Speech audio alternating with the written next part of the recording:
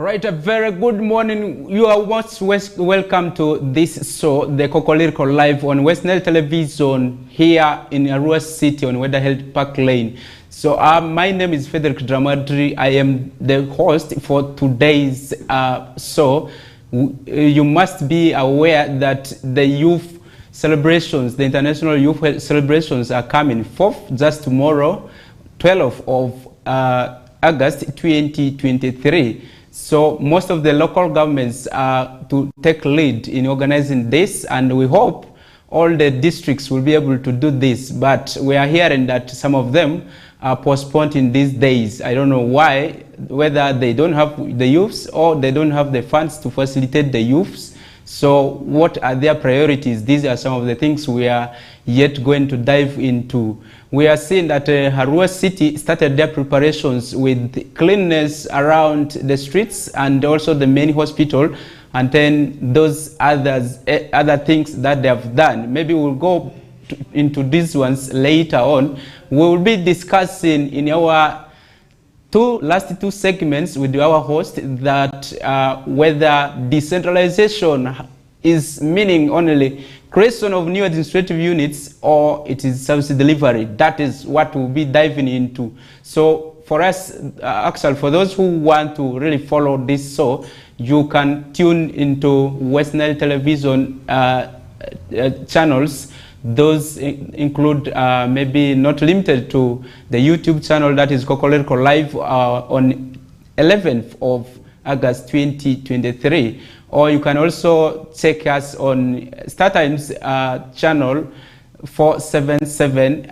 That is where you get us. And then you can also move to Zuku on 0073. That's where you can be able to get Westnile television live. At this moment, let's start with the issues to do with the preparations towards the Youth Day celebrations that are slated for 12th of this coming month. Actually, this month, that is August. So in many occasions, these events have not been hosted by so many districts. Most of them have been attributed to lack of funds.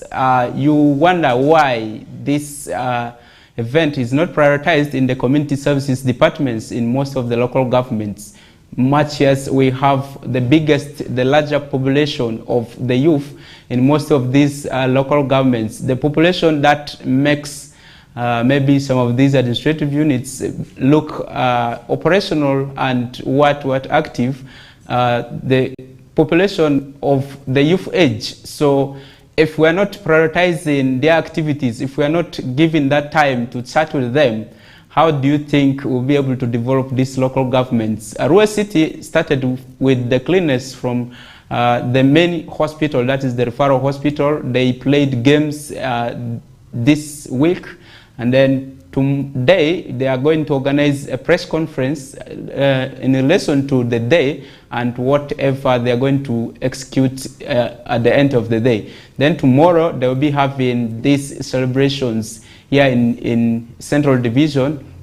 I meant to understand that the chief guest will also be the RCC. I don't know what messages will be packed or unpacked in the event, but we hope the best will be able to come for the youth, and so many of the projects that have been rolled by government to the young people will be really activated. We have been seeing the youth livelihood being dormant in most cases. Some of the groups disintegrated, some of the groups are active but are not transacting. Why this is, we will be able to find out from there, and if really there is a mechanism that will be derived and be able to curtail some of the issues that are hiccups in the development of the young talents in this region, that will be also of very much importance to the young population. We've seen so many things that the young people are doing, but because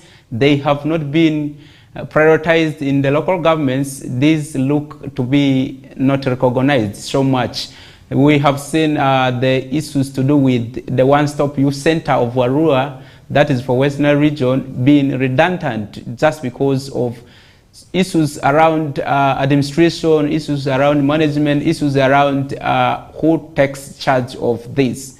And we have seen several times the young people demanding for an official handover of this from the city to the young people. And we have seen some evictions taking place, but we have not seen them really operating in that facility. This, remember, the one-stop center is supposed to help the young people in doing so many activities, including even going there for research, art and craft, and do so many other things, maybe even learning around there. So those are the things that we expected the young people to be developing their skills from. So if such a facility is constructed and is not utilized, those are things that we really need to go further and probe what could be done in order to revamp some of these facilities where government has used a lot of money and they are just not utilized. This brings me to the issues to do with the agricultural cluster development program. This program is being phased off by next month. So what has this done to the region? What has been achieved from this? We have seen so many projects under this that have stalled, especially the bridges, especially the road chokes that were to be maintained under the program. So leaders are still asking why that this project has not really yielded to its fruit. Remember, under this project, there were value addition facilities that were constructed across the region. There were also bridges that were earmarked to be constructed. And some of these bridges have not been up to date constructed, much as they were tagged to some monies, especially the one from Madiokolo was rated at 1.2 billion Ugandan shillings. The one for Arua district was for 1.6 billion. But up to date, we have not seen these maybe I would say bridges not constructed up to date. So what does this call for? The monitoring of these projects and how these contracts were awarded. These are the issues that we think if government dives in and really interrogates Ministry of Agriculture that has been spearheading the implementation of this project with maybe in partnership with some of the local governments, if they are able to check who has done what and what has gone wrong, this would help in evaluating this program. Because if the program is being phased off and we have not achieved to the target, what is the meaning of the project? Have we achieved the targets? Have we really impacted into the goals that we really wanted to achieve? And also, these issues of giving projects from the center, is it really sensible enough? Are we meaning that the decentralization that we said services will be monitored by local governments, provided using the local economic developments, and will be monitored by them? They will be the ones sourcing for the raw materials. They will be the ones maybe adding some of the things, especially the labor force, the what, also monitoring them. Are we giving them to the local governments, or we are just saying we are implementing decentralization policy by words of mouth or papers, and we are not really practically doing it? This is very serious. If we cannot really look into that, then this program will go off and then we will not achieve much.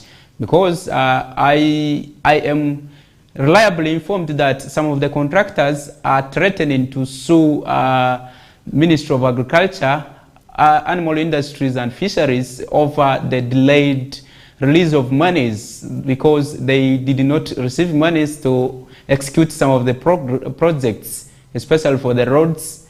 They did not receive the monies and they used their monies. And now what has happened is the contract periods have all expired. They have all expired and the program is phasing off by September this year. What does this call for? What does this mean to the local governments? Are we really going to reach where we needed much attention from the center or we can do something around this to really have a solution to this problem? Can we tap into the available resources that we have to ensure that even if the program is not there, we're able to improve some services apart from waiting for central government to give for us monies? Or even what percentage do we have in to these projects that are being rolled by central government? These are some of the things we can really be able to bring to you in our discussions that are coming forth at around 8. So maybe slightly away from those road chokes, we have value addition facilities. The value addition facilities that have been constructed, I've only seen 6 of them within the region, a special one from Nebi district that is operational, one from Pakwach, one from Mariokolo, and then we have another one in 2 of them one of them is in Erua district, and then we have one that is in Marasa district. Those are the ones that are at least operating. And when we interacted with some of these people who are managing the facilities, they said they are operating just at 30%. What does this mean? There are no raw materials to feed these value addition facilities. 2, the issues of power. Electricity is not there. Sometimes they use generators which do not really last for long. So these are the issues if we want to improve the local economic development status that we are advocating for. We need to tap first of all into the issues of power. Let's fast track the power issues in the region. If it is tracked, then we'll be able to have some of these facilities running at maybe, let's talk about 70%. That will be of good achievement to this region. But if we always talk about the number of factories we have, and we don't talk about what is really making it not functional, and maybe if we don't address the issues around why they are not running, apart from saying we have achieved much in constructing factories, then we are really just playing around the drum. We're not beating the drum from the top. Then we will have really nothing to show. We'll continue to limp into the poverty. Remember, we are now, as Westnile region, locked around the 3rd in the country after Karamoja, which is first, and then we have now the Acholi sub-region, which is 2nd. Westnile has come to 3rd. Now, what do we have to do? We have done a lot in community engagements, but our main challenges have been around the land tenure system that we have in the region, that we are prioritizing the issues to do with agriculture, subsistence to commercial. But if we want to achieve this, can we come back to the issues that around the issues of land tenure system, where we have land owned by individuals other than really community? That is something which is very, very difficult to come back. Now, what should we do? Much as we have vast land that is not being tilled, we can still do much in improving agriculture. Agriculture doesn't mean you have maybe 10 or 20 acres and so on and so on. You can practice in 1 acre and really do much within this. If we have the soil fertility regained from what has been happening, especially the kind of cash crops that we've been much looking at, especially the tobacco that has caused a lot of havoc. If we can move away from that and really focus onto the manure that is produced from the leaves, from maybe animal wastes and so on, these ones are very, very important in regaining the nutrition, the nutrients into the soil. If we continue to use maybe inorganic fertilizers, these are things that are really deteriorating the soil fertility. If we can move away from that, that will be very, very important. We are liably informed that the Super 8 commences this month. So we should be waiting very, very soon that matches will start, and then we'll be also waiting for the Uganda Premier League that will be coming up next. We have clubs that are in this region that are also representing us there. So we should have that marvelous support to our own teams. Can we also come back and develop talents? We have institutions that have been spearheading talent development, especially schools that have been the most into this, because establishing academies is very hard for most of our people in this region, because it calls for a lot of investments, a lot of money is injected into it, which we don't have to put. But if we can prioritize maybe developing talents in schools, we will have a lot of youngsters coming up from this region, and then that will be of good opportunity for us to get a lot of monies for this region, because there's no way this region will be able to retain money if we don't have something to show to the outside world. Because if you follow most of the transactions we have in this region, most of the food stuff that we thought we could be growing here comes from outside, and we buy them. That means our money is moving out. We don't have money that is retained here. So if we can venture into talent development, especially prioritizing primary schools, these co-curricular activities, including even music, dance and drama, the athletics competitions, the football, the volleyballs, the boxings, and then those other things like cricket and so on. If we can introduce some of these and maybe nurture talents from the young children that we have, then we'll be able to identify them and develop them further. These are some of the things that I think if we can really prioritize them and take them serious, we'll be able to have money retained in this region, because there are so many people who love sports for leisure. Others love it for the purposes of maybe meeting others. Also, there are people who are looking for those players that we have who are playing very well to go to their regions, maybe to go to their countries. How shall we show that this talent exists here? That will be through maybe exhibiting this, maybe developing this from the co-curricular activities that we have direct from Ministry of Education and Sports, that has said all the institutions should be able to do this. But we have continued to see some institutions in this region that are really moving away from that. But are you not really abusing the rights of these children, the right to education, the right to play and so on, those other things? So these are things that we need to follow up very, very keenly. Administrators should be able to follow institutions that are not really implementing some of these co-curricular activities, because these institutions also charge parents to pay for these things. Government also pays from the UPE funds that are always given. So UPE has existed for over the years. What have we achieved from this? Does it only cater for administration costs? Does it only cater for maybe the issues to do with the running the institutions, the schools, apart from maybe also developing the co-curricular activities? Where do these monies go? We have seen so many times some schools boycotting these competitions.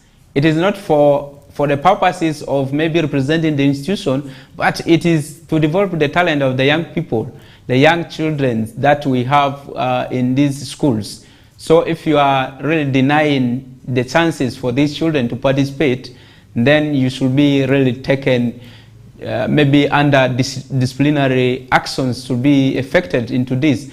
Then we also have these issues of institutions being really operating in kiosks, maybe in any maybe fences that are just put temporarily, houses, people's shops and so on.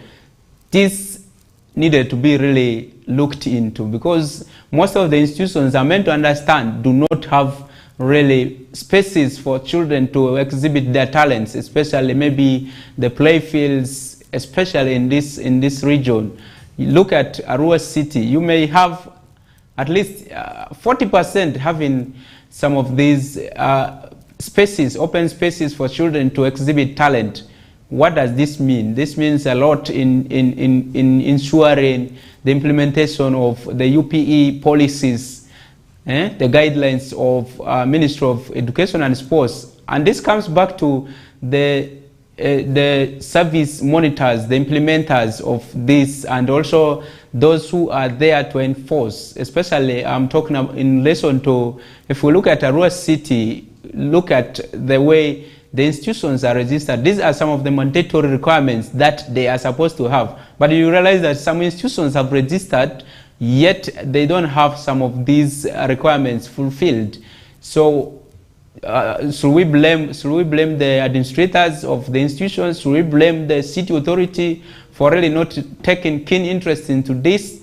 Who is blamed for the challenges that are around developing the talents, and also institutions boycotting the co-curricular activities that are organized maybe at in the school level, at division levels, at maybe also the regional levels up to nationals? We have seen all this happening, but nobody has come out to condemn an institution that has failed to participate, maybe by pinning them also. This has never happened, but we continue to see children move into these institutions. Most of these have been the private institutions. I mean, those that have been put by the private persons, the business persons, maybe also people who want to really establish institutions. It's not bad to have these institutions put, but can we look into also the aspects of sanitary facilities, aspects of spaces? Do these institutions also have land? We needed to see this, because we have seen so many schools evicted from shops, and somebody brings maybe vendors to occupy such spaces, and you realize that children do not have that decision to take against such institutions that have violated their rights to education. So these are things, if we really follow them critical, this will help us to develop the talents in this region. So we are left with just a few minutes to dive into the discussions that I talked about. We'll be discussing about the issues around the decentralization policy that has lasted for over 20 years in Uganda, and we have achieved much in creation of new administrative units. Those are town councils, the districts, sub-counties, even villages. So many of them, close to, we are about 150 districts in the country, and we have seen a lot to do with decentralization in terms of creation of new administrative units. Now we're asking ourselves, how does this trickle into service delivery? Does decentralization mean creation of new administrative units, or it means also service delivery? Are we having a lot to do around this? Are we achieving much in the decentralization policy of this country? How far have we gone? And does the decentralization mean decentralization, or it means creation of new administrative units? This is where we are going to dive into. So in a few minutes, let's move into a break, and then when we have our guests in, we'll be able to talk about this. Stay tuned.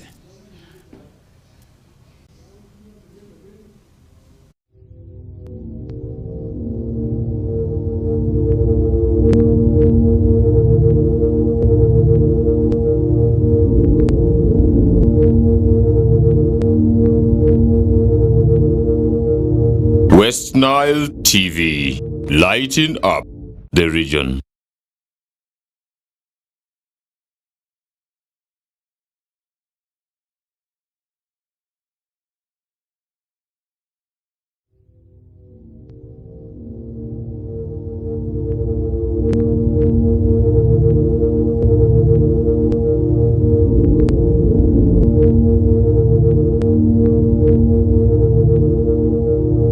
Westnile TV, lighting up the region.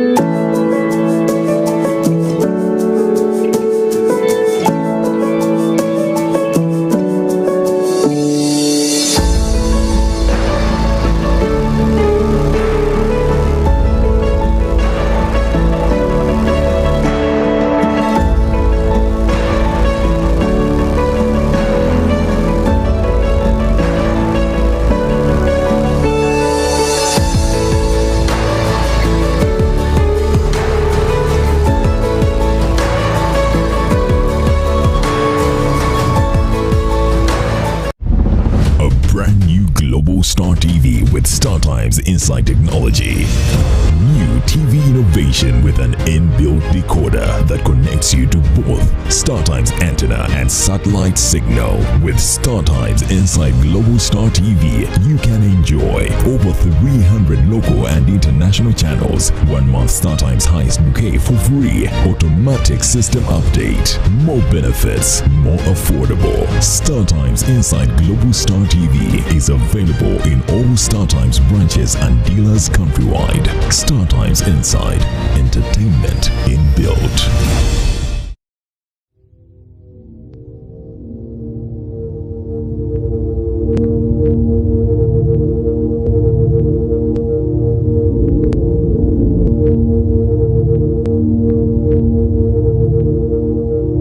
Westnile TV, lighting up the region.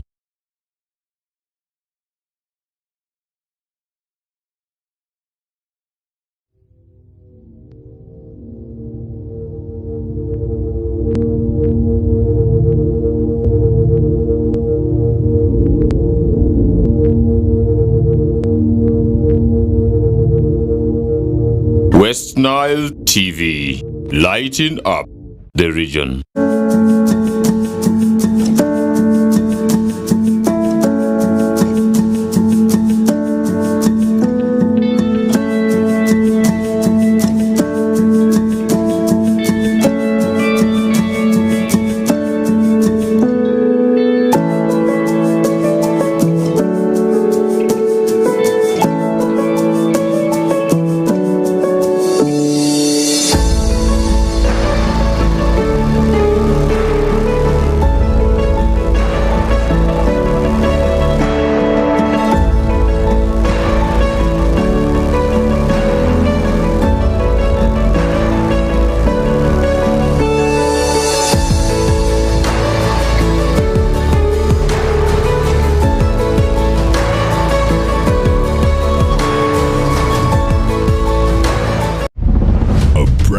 Global Star TV with StarTimes Inside Technology. New TV innovation with an inbuilt decoder that connects you to both StarTimes antenna and satellite signal. With StarTimes Inside Global Star TV, you can enjoy over 300 local and international channels, 1 month StarTimes highest bouquet for free, automatic system update, more benefits, more affordable. StarTimes Inside Global Star TV is available in all StarTimes branches and dealers countrywide. StarTimes Inside, entertainment inbuilt.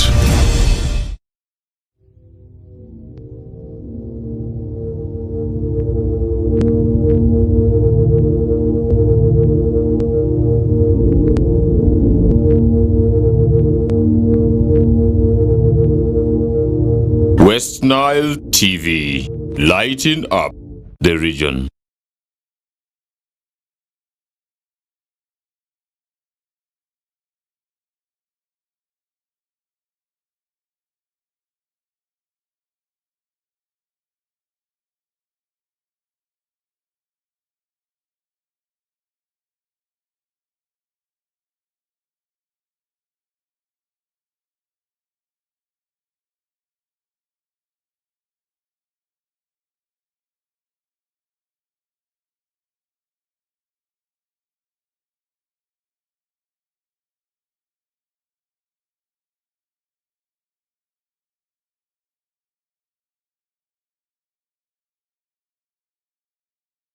All right, welcome back from that commercial break. We are back on the studios of Westnile Television on the show, the KOKOLIRIKO Live. Now, joining me is the guest that I talked about that will be able to discuss about certain things around decentralization and service delivery. Does it mean decentralization only looks at the issues around creation of new administrative units, or it means also service delivery? This is where we're going to start from. Maybe let me introduce my guest, who is one of the honorable members of Arua City Council, who is also an auditor by profession.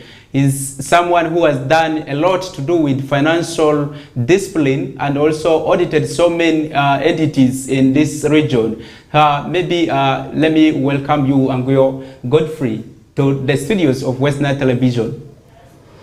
Yeah, thank you very much. Good morning, Westnile. And I also want to thank the Westnile TV for hosting me once again. As said, my name is Godfrey Anguyo. I'm the male city councillor for Aivu North. That's the former Manibe in Arua sub-counties to Arua City Council. So it's my pleasure to once again be sharing on this mighty television. Yes, that is Anguyo Godfrey, who is a city councillor representing the people of Aivu North to Arua Central, actually Arua City Council. He has done a lot in looking into the issues of finances and advising the council on several issues of financial management. Maybe leaving that there, we saw in 2021 September, the Parliament of the Republic of Uganda adopted a submission from some members of the Parliament within the committees of public service and local government around the issues of reversing the taking local revenue from the local governments to the center to bring it back to the local governments. Actually, this has been one of the issues around the Public Finance Act, Management Act, that has been so much into that clause, and this affected so many issues to do with service delivery in the local governments. But we saw hiccups around this, implementing this resolution by Parliament to make sure that local governments, once they collect revenue, they should be able to use it within their reach. This has got hiccups from the Public Finance Management Act that we have in this country, which says all the revenues that are collected should be taken to the consolidated fund of the Republic of Uganda, and this will be sent to the local governments on their on demand basis, and it will be sent 100%. What does this mean to the local governments? Does this affect service delivery? Does this maybe need to be reversed? These are the things that we'll be talking about. But let's first move to the production studios and check if what some of the people were able to say rhymes with what we really want to discuss. We can hear from, maybe let's check from Martin Ojarama Pentuzi, who spearheads the Public Service and Local Government Committee in the Parliament. He has said a lot around this discussion. Yes.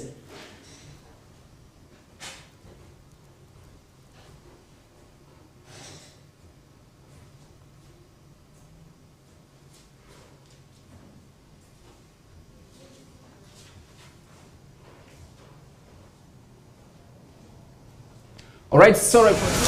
That resolution was passed by Parliament following a motion.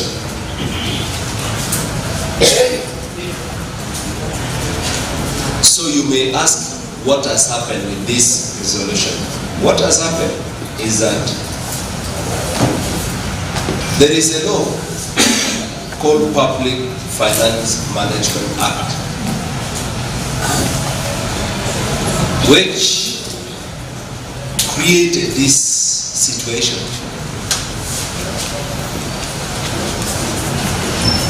Now, the resolution of Parliament is good, but needs to go an extra mile and transform to an amendment of the Public Finance Management Act. Because we are not going to change the law using a resolution only. So the resolution is a good step, but the next step we are taking is to make sure there is an amendment of the Public Finance Management Act. There is no shortcut. So bear with us. We have started the process It is not only that, though, because now we know that local governments even do not have the powers to pass supplementary budget. You even do not have the power. Environment, supplementary reallocation, you don't have those powers.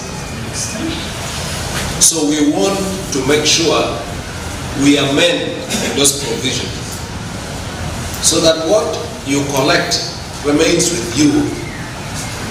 If the question is about control and financial discipline, there can be better ways to handle that. Because the people who came with that provision said, you know, we want to have better management of funds and all that. But you see, you cannot have better management when you are creating too much bureaucracies and you are killing the spirit of decentralization. So, and this is what I have to say. Yes, I have been part of the local government system, but the members of this committee are taken from me. You know, being part of this committee is by choice, not by force. And people who come to this committee are people who want to see the right thing being done. People who believe in decentralization. So it's not just me as an individual. If you have ever attended our meetings, you hear the passion. Even as I talk right now, the Ministry of Local Government is requesting this committee to provide 2 billion to review the entire decentralization process. A review, because we don't want the powers to be taken away.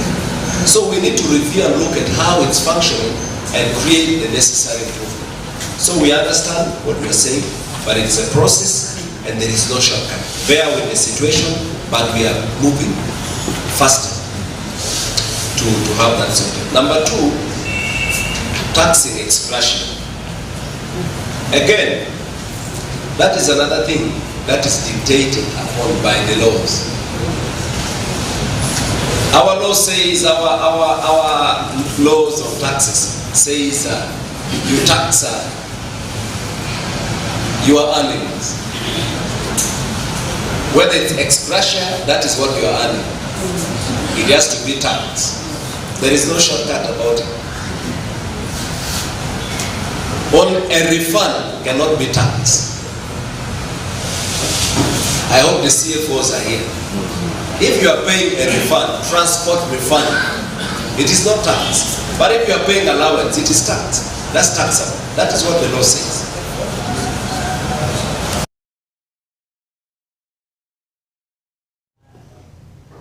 Right, you have watched, you have listened, and you have got all the issues around the Public Finance Management Act that has been the biggest hiccup to achieving the motive of the resolutions that the Parliament passed in order to make sure all the local governments are able to utilize all the local resources, the revenues that they have been able to generate at their vicinity. So these are the things that we'll be discussing around here in Westnile Television studios. Now, maybe Godfrey Angweo, let me start with you. Does it mean decentralization in Uganda has achieved a lot? Apart from maybe talking about the administrative units, has it achieved a lot? Yeah, thank you very much, moderator. I must say that the rationale of creating administrative units is to take services closer to people. And as local leaders, service delivery goes together with resources. You can't talk about taking good school infrastructure, medical services, and then road maintenance, and so many other things when you don't have the resources at your hands. In a nutshell, if someone asked me in one word, has decentralization achieved its intended objective in Arua City, I'll just tell you it's a very big no. First of all, it has not lived to its expectation. I see Honorable Ojarama Penduzi is contradicting himself and the entire government of Uganda on the issues of why they reversed the collection and the management of local revenues from local governments. In his own words, it is clear that previously local governments were allowed to collect, retain, use, and account for the local revenues that they collect here in their respective local governments. Maybe this was because people were so much into collection and not really delivering the services as intended. Could this be one of the things that maybe you will also believe like me? Because so many local revenue that was collected by most of the local governments were corrupted, I may say used at source. This has been one of the vice that the Public Finance Management Act was trying to address, but now its implication has come down on the time of release of some of these monies to the local governments that has delayed service delivery. Maybe you can pick it from there. Yes. Before I came to council, of course, from the other side of the world, we used to get news and what's happening in different local governments. True. And one of the strategies that government put in place to control the issues of financial mismanagement is to bring on board the system which is called IFMIS, the Integrated Financial Management Information System. And at my master's, I'm doing MBA in accounting and finance. I've decided to study the implication of IFMIS on service delivery in local government. Has it made any improvement so far? Now, IFMIS enables various local governments to have coding of budget lines. Because previously, yes, people would budget, but when it comes to implement, once the council approves the budget, the technical officers begin to do their own things with the money which has been budgeted for. So the IFMIS will tag every budget line. If it's education, we have a code for education. If it's health, we have a code. So therefore, it's very difficult for you to do reallocation, for you to divert funds which are meant under education to take it to roads. That's one beauty that the IFMIS has done. And let me tell you, just like the other government programs, people have been fighting that system called IFMIS. In my own view, yes, IFMIS alone can be able to fight the issues of financial diversion within the local governments as far as looking at achieving what has been budgeted for is concerned. But the issue of now, central government taking over the management of local revenue, I must tell you, this has caused more harm than good. Just take Arua City here. People complain of issues of garbage collection, simple things like street light maintenance cannot be done. We have potholes which can't be fixed in time. But why? Because people think ordinarily Arua City Council collects the non-tax revenues, the market dues, the rentals, and what have you here, hotel tax, and people expect that all these monies must be here within the city boundaries. In any case of eventuality of maybe rubbish heaping somewhere, the city council should be able to act immediately and go to collect the garbage. But is that the case? No. For you to get a single coin to do any work within the Arua City here, you must request from central government. And this is local revenue which people are giving here in the city. But you must seek for authority to use this money. And let me tell you, to even make it more interesting, that you can request for funds and the people who are supposed to just click a button take 2 weeks. But here the citizens of the city are complaining that the leadership, both political and the technical of Arua City Council, are doing nothing to provide services to them. And who is the problem? The problem, the central government. So therefore, in my own view, the Ministry of Finance needs to review that decision or the Financial Management Act that they put in place. Then two, if members of parliament of Arua City are watching and they are seeing the disservice which that act has caused, they better move fast and move a motion to revoke that act to be amended so that it gives powers for the local governments to be able to collect, manage, and account for local revenues here. In my own view, if we strengthen the IFMIs, it can be able to streamline the financial management in most of the local governments. But to have the powers under the Ministry of Finance, it's going to do more disservice. Just let me tell you, few months ago, you were there in the City Council. The ministry released over 12 billions, over 11 billions of funds which was supposed to be utilized within Arua City Council within 2 weeks to the close of the financial year 2022-2023. And the argument was that most of these funds were for wages, a supplementary budget. Very soon we are going to the council, you'll be shocked that most of these monies remain unutilized and they went back to the national treasuries. Actually, for your information, Arua City alone returned 6.4 billion. That was made for service delivery, especially for wages. And this, you ask yourself, out of the 400 something staff that have been recruited, none of them received monies up to now. This is just because from the accounting clerk, accounting officers, that these monies were released late. So maybe we come to this. Why is it that most times these monies are released late? Can't this affect service delivery? What should be done in relation to this if we really need to achieve the issues to do with decentralization and also tagging it to development that we have been advocating under the decentralization policy? Maybe you can pick it from there.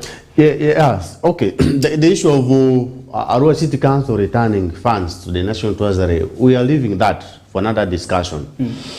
We are yet formally receiving that report and discussing it in the council. Okay. Now, you are asking whether that is affecting service delivery. Yes. First of all, you are asking whether we can't ask the central government on why they cannot improve that system. As local governments, as a councillor, I don't have that mandate. But in your councils, if you move a motion, it can inform policies. That's why I'm coming. Yes. To ask directly the Minister of Finance or the Speaker of Parliament about this. We have members of Parliament who are representing us in that August House. Our issues, we deliberate on them, we pass our resolutions, and our resolutions are sent through the members of Parliament. And we expect most of these pertinent issues which are affecting the Arua City Council, for example, and other local governments are presented on the floors of Parliament. And the citizens are watching what the members of Parliament are doing. So therefore, in my own view, this matter has drastically affected our service delivery within ourselves here, and it's absurd. If you are not in the know, you can blatantly start pointing, blaming fingers here. But let me tell you, it's as if, okay, from informed point of view, as an accountant myself, I must say there's a trick within the Ministry of Finance that they want these finances to be sent late to local governments so that by 30th of June, these monies must remain unutilized. And of course, if you use that system of IFMIs, when you clock 30th of June, they freeze all accounts. Any unspent funds will have to be reversed to the consolidated account. And they are the one now who to decide on how to utilize those funds. And that's very unfortunate. So in my own view, the best way that the Parliament can be able to help these local governments is by revoking that act and ensuring that the local governments are given the powers to collect, to manage those local revenues, to be able to offer services to people here. Otherwise, at the end of it all, people are going to challenge us. The issues of, yes, you create administrative units Are we getting the services as expected? It's not happening. Yes, you see here, when, first July 2020, when Arua City Council came into operation, the former 7 sub-counties of Ivo County were merged to form a division called Ivo Division. And yet, these former 7 sub-counties of Aroe, Manibe, Dadamoluko, Pajulu, Adome, and Ivuni, they had over 400 to 500 millions in terms of their own budgets, sub-county budgets. And you ask me, how much money is Ivo Division budgeting? I attended their first budget for 2021, 2022. You wonder, okay, now, ordinarily, if you merged, for example, you merged 7 sub-counties together to form one division, an ordinary person will expect that, yes, the funds that you're being allocating for these entities, you have to just simply, you collect them together to form the budget of a division. But what Ivo Division budgeted is not even half of what has been budgeted in 2 of those former sub-counties. Has government done a service to create Ivo Division, or it has done a disservice? Purely you say it has done a disservice by creating a Ivo Division because the funds that we expected to manage does not relate to the population that the division is serving. So that's why I will tell you the purpose of creating more administrative units here, for creating a city, has not served its purpose here in the city council. So is that why maybe Ivo Division is most of the councillors are advocating for creation of a district?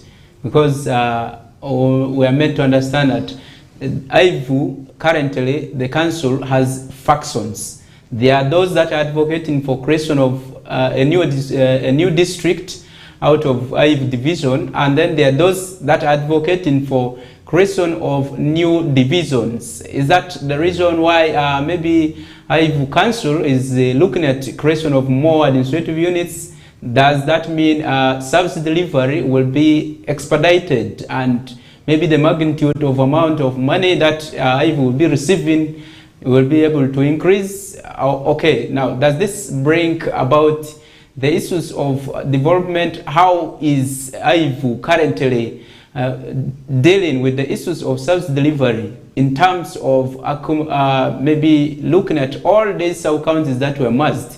Maybe if Angweo, you can answer this shortly. Yeah, thank you very much. The issue you're raising about the section of people who call themselves the Save Ivo Initiative, wanting a Ivo district, I must say I am not their spokesperson, but I've been hearing. But you represent people from where? I've been hearing about some of the issues that they have been raising of why they think they want to save Ivo. And one of the key issues they point out is issues to do with the inadequate sensitization during that time when the cities were created, which I can attest to it. Of course, the ordinary citizens were not well sensitized about this matter, leave alone then leaders who were in office. But away from that, ordinarily, someone will say Ivo Division is too big. Whether you like it or not, Ivo Division is too big. Because of the 7 sub-counties that were merged? Yes, Ivo Division is too big, and therefore Ivo Division deserves at least 4 divisions. Personally, that is something I'm in support.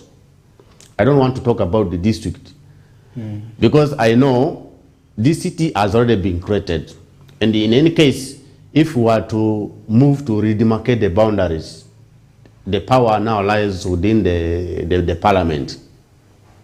We're waiting to see if that is going to materialize. But for me, as the representative of the people of Manibe and Aroe, I've been telling you, I don't want the book the book I don't like most is the book of Lamentations. For me, I'm action-oriented. Something has happened. How do I come out of here? Now that all the former 7 sub-counties of Waivu have been merged together and the government is not giving the required resources to run the division, what else can we do as leaders? We have been working together with ward councillors to move a motion in Waivu division to have Waivu divided into at least 4 divisions. And I'm happy Waivu Division Council has already moved that motion. And as we talk now, they're already doing consultation among the masses to have Waivu North, Waivu East, Waivu Central, and then Waivu West. We are going to have 4 divisions if government actualizes this. So once they finish with their consultation, this matter will come to Arua City Council. According to the body language I've read from my fellow councillors in the City Council, we are not going to deny this. We are going to pass this and we are going to send it to Parliament to at least have 4 divisions in Waivu. And let me tell you, right now, someone who is deep down in Aliba, in Bura, those are in the far ends of Aroi, and then someone deep in Eleko, Elufe there, must move over 20 kilometers to Waivu Division headquarters.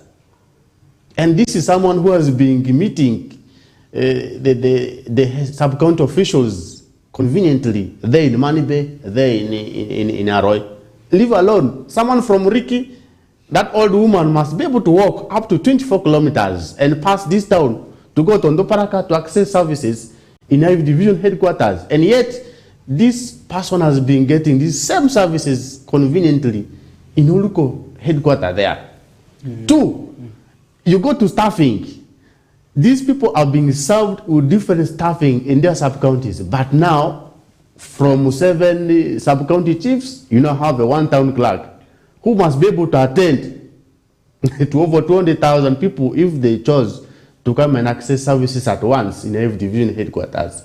And that is what we are talking about. So therefore, in my own view, if we created these 4 other divisions within Waivu, it will be able to push the already pulled services down to people, and people can be able to conveniently begin to get the services there. It's also going to empower and also cause developments in these areas. Right now, if you go to most of the former 7 sub-county headquarters, they look deserted because there are no human activities there. So in my own view, the way to go is to have 4 more divisions in Waivu, and given the opportunity, I'm going to push for this. Okay. All right, let's take a brief break. When we come back, we'll be still digesting on some of the issues around service delivery in the administrative units that have been created, looking at the issues of decentralization. We are discussing much about whether the powers of decentralization have been realized in the new administrative units, or the administrative units that we have, the local governments, the sub-counties, the districts, the cities, and so on. Many of them. Now government has gone up to the parishes, whether we are realizing service delivery in them, or we are still witnessing central government taking lead in implementing projects in the lower local governments. Let's take a break.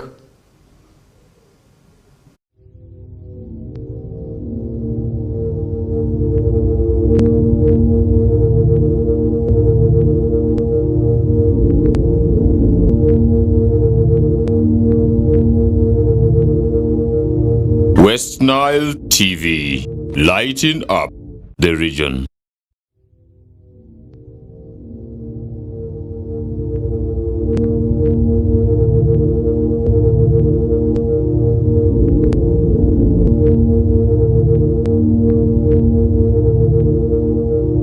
Westnile TV, lighting up the region.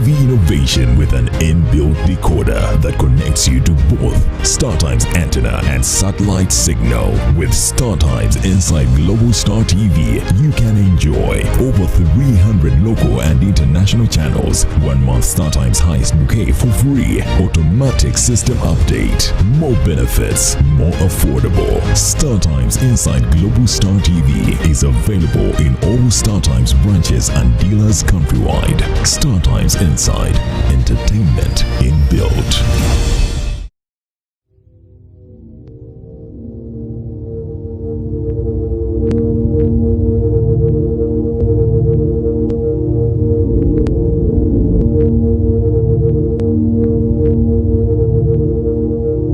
Westnile TV, lighting up the region. Welcome back from that commercial break. My name is Frederick Dramadri. You are still watching the KOKOLIRIKO live this morning on Westnile television in Arua City headquarters. So we were discussing the issues to do with decentralization, whether this means only the creation of administrative units that government has really gotten 99% in, or it is also about service delivery. Apart from maybe putting administrators in most of these administrative units, what does this imply to the service seekers? I mean, the communities who are supposed to benefit from these services that are being provided. I have Angwio Godfrey, who is a councillor from Arua City. Arua City, that is actually representing the people of Ivan North, and we have been digesting on some of the issues that happen around the city council, actually the city, where service provision has become like maybe looking at it from a far distance, especially if you look at Ivan Division General, where the center of service provision is not really looked at the pivot point. This is where the people suffer most. So maybe let's come back to this issue to do with the monitoring and delivering of services. There are some projects that are being managed by central government. Looking at the policies and the facts contained in the decentralization policy, that most of the services will be provided by local governments and monitored, and they'll be able to report to central government on the implementation of these services, especially also issues to do with financing, issues to do with also contracting. These have been decentralized. Are we really living to that provision or not? Yeah, just like managing local governments, yes, there are some projects which are managed directly by the central government. They are financed directly by central governments, and they are left to be managed by local governments. So we allow them to continue managing them like that. We have seen projects, especially under the Agriculture Cluster Development Project. I will cite this because the project is almost phasing off by September now. We have bridges that have not been constructed. We have value addition facilities that have not been connected to the national grid. These were supposed to be still under this project. Do you think managing these projects by central government, or maybe giving some of the projects to be managed by central government, is still needed much under this policy of decentralization? Yeah, thank you. To be honest with you, one of the factors which has been affecting the implementation of most of these centrally managed projects, in summary, why most of them have been failing, is because people want to manage them from the central government. And then two, we seem to be doing a lot of top-bottom approach of planning and of management, which the evidence is clear that that has been the approach which has been used, and many of the government programs, you name them, they have virtually failed. So in my own view, most of these government programs must be self-driven. Most of this must be given in the hands of the local governments to initiate. The role of the central government is to say, we want to finance you to be able to improve your local revenue base. What do you think can be done in your local government that can be profitable and can generate money for you? And that should be left in the hands of the local government authorities to think of something viable they can initiate and start doing. The role of the government will only be to finance it. But the opposite is true. You find most of the government programs, they initiated from the central government, and they only sent here for implementation. You've mentioned some of them. Mm-hmm. You look at NADS, the Bona Babagagabale. I hear others who are called of course, recently we have the youth livelihood, the women in entrepreneurship, the Tantukwa, yes. And recently we had the Myoga. And the hot cake now is the Paris development model. All these programs are initiated from the central government. They are passed by the parliament. They only sent to local governments for implementation. So where is the challenge? And the local leaders are not allowed to make an input. Ask me, under NADS, under Operation Wealth Creation, they were distributing seedlings and animals in all parts of the country, regardless of your weather. The other day, I saw they were distributing coffee. That this year, we want all farmers in Uganda to grow coffee because there's a market of coffee in the world market. The question is, does the soils of the entire parts of this country favor the growth of coffee? And what happened? History can judge us. The other day they said they want to grow mango. Everyone must grow mango because we want to increase fruit production and improve the capacity of the factories that can be able to make locally juice. Where are the mangoes? The history will judge us. Sometimes they say, now we have a lot of market for milk in Kenya and other parts of the East Africa. Therefore, they introduced the Frisian cows, which can be able to, others say, they can be able to give 10 to 30 liters of milk per day. And it is true. This has been evident in parts of Western Uganda. And now also the people of Karamoja must start raising Frisian cows for milk, because Karamojans also have some cattle there. So even West Nile, by the way, some of these big cows were brought here in West Nile for milk. Someone told me, for you to maintain that cow alone, you must live alone buying food in your family, because the expense of maintaining it, the conditions under which actually that cow needs to sleep in a house if it is to cope up with the weather here. Okay. So what happened? Someone who is producing milk here in West Nile is going to tell us. So that clearly shows that if you plan something for someone, you don't involve the person to ask, what do you think can work best for you? You are simply wasting your time. This thing is going to fail. And that's the lesson that we have already learned.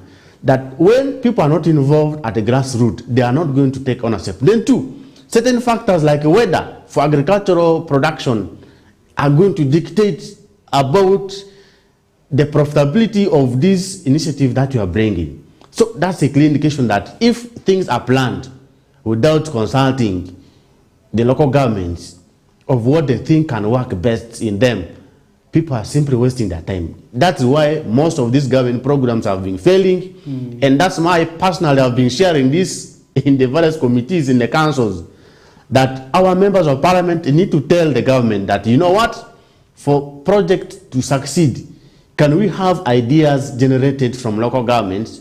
We ask them what can be profitable from the local governments. Then the role of the parliament and the central government should only be to support them.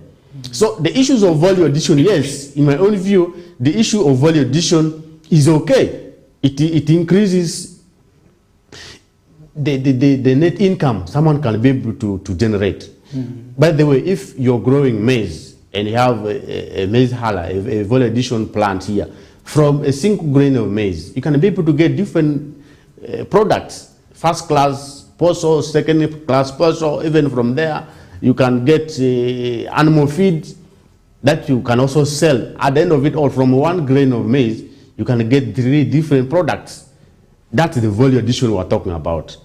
So, the question is, if you want to establish a factory, what are the factors that influence the operationalization of a factory of a value addition? What things must be there for such an input to work? You have 8.2 billion value addition project here in Awendere for all these years. It has been lying redundant. But the government said for us to improve the profitability of agricultural products in West Nile, Arua City needs a value addition. True. And this, but they forgot that for a value addition to run, it needs a stable electricity. The other day we went there. The person who is taking charge told us that value addition facility alone takes 20% of the power generated by Wandako. So it means once it is switched on, the 20% out of 100 must go to that facility. Now you can calculate how many other entities need power. The hospital, yes. Yes. And our mothers are being dying here in operation theaters because of the issue of electricity. So if you want the value addition to work, the answer is simple. Connect West Nile to the national grid. Okay.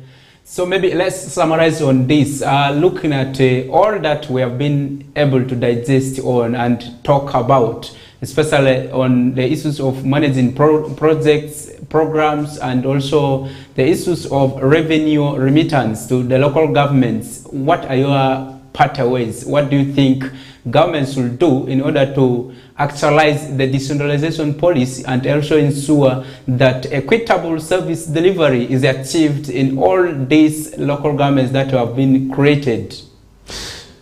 Simple.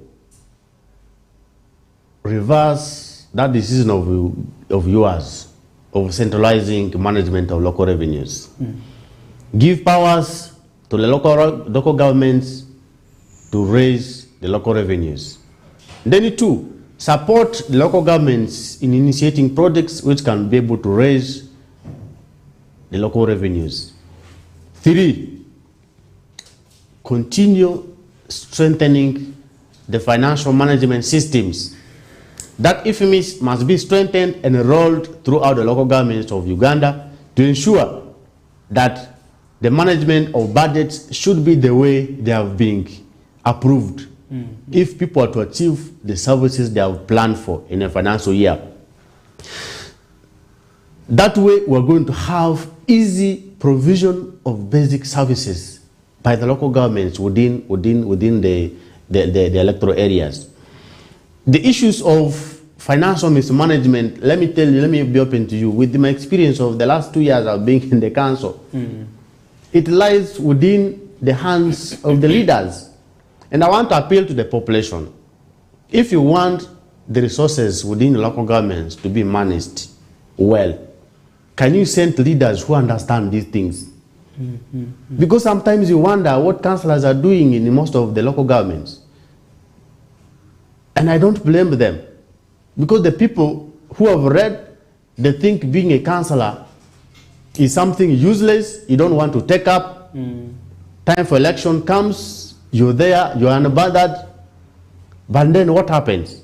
Anyone who might have not gone to school because there's no qualification for information dramatically, next time you want to become a councillor, just know there's no qualification. So for anyone can be able to become a councillor, and what happens? Someone who has not gone to school is going to manage the bachelor's holder, is going to manage the master's holder. So what cannot happen? And that affects sales delivery. Okay, that has been from my guest, Anguyo Godfrey, who is a councillor in Yarua City Council, representing the people of Ivan North. We have been discussing on the issues to do with decentralization policy, whether this has lived to its taste, and whether service delivery is being achieved through this. And we have talked a lot in order to inform some of the decisions that have been really central. Actually, most of the issues have been about the management of some projects, also some programs by government from central point, other than looking at the service actually project implementers, who are the local governments at the grassroots. So if all is taken in good faith and something is done around the issues to do with the Public Finance Management Act, and local governments are able to manage local revenue, and we look very fast about the issues of how they are managing them and look at those issues around there, that will be easier for us to achieve this target. Maybe for those who have been following us, we say thank you very much and wish you the best in the weekend. I have been Dramad Frederick hosting this show. Up next, we'll be having the news in Lubarati with Fetters.